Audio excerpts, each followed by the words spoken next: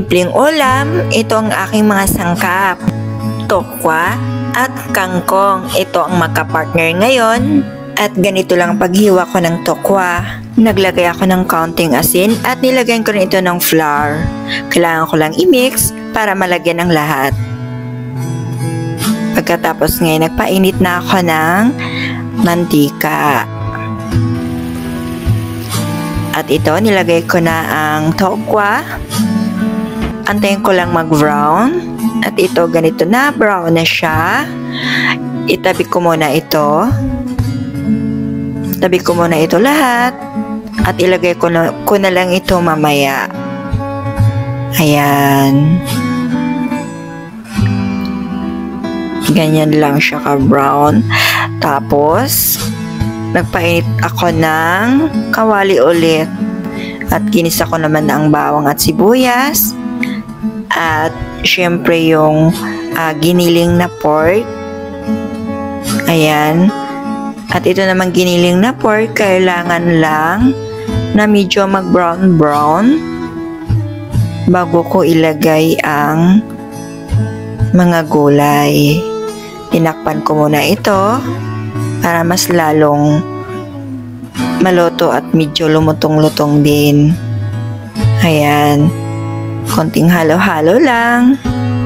Tinakpan ko ulit. Ayan, bubuksan ko ulit. At halo-haloin ko lang din ito. Ito ay brown na. At pwede ko nang ilagay ang kangkong. Itong kangkong ay napakadali lang din naman kasi lutuin ito. Ayan, maraming kangkong pero mamaya din ay huhupa din yan. Ayan.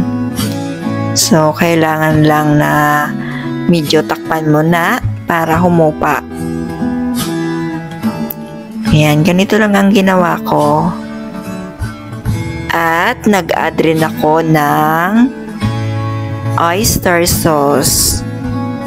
Ayan. Oyster sauce yung nilagay ko.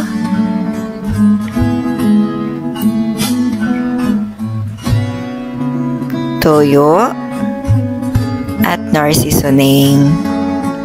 Ayan. Tinurog ko lang ito. Sabay tinakpan ko na. So, antayin ko na lang isang kulo lang. At binuksan ko ulit. At dito ko na lang haluin. Ayan. At nilagyan ko rin pala ito ng kaunting cornstarch para medyo sticky yung sauce niya. Ganito nga lang ang ginawa ko. At hinalo ko naman ito. At nilagay ko na rin pala itong tofu or tokwa. At nag-add rin pala ako dito ng konting sesame oil.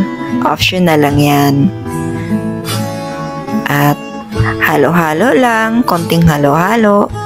Dahil ito naman ay kailangan lang nito saglit lang. Ito ay matatapos na rin. Dahil ito ay luto na agad. Ayan. Ganito lang, napakabilis lang lutuin ito mga kayam.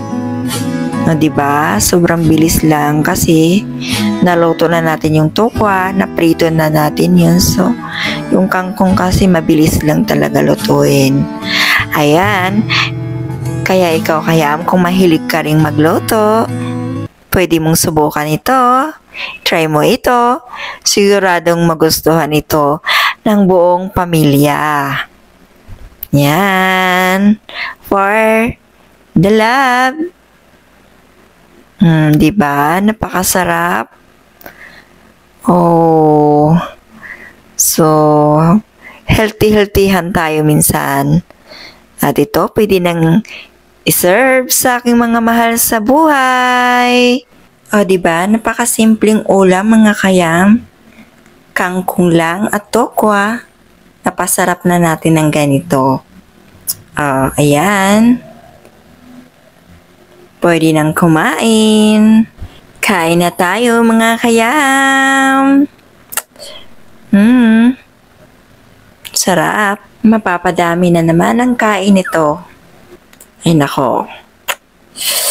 Tapos sausawan ay kalamansi tuyo na may sili.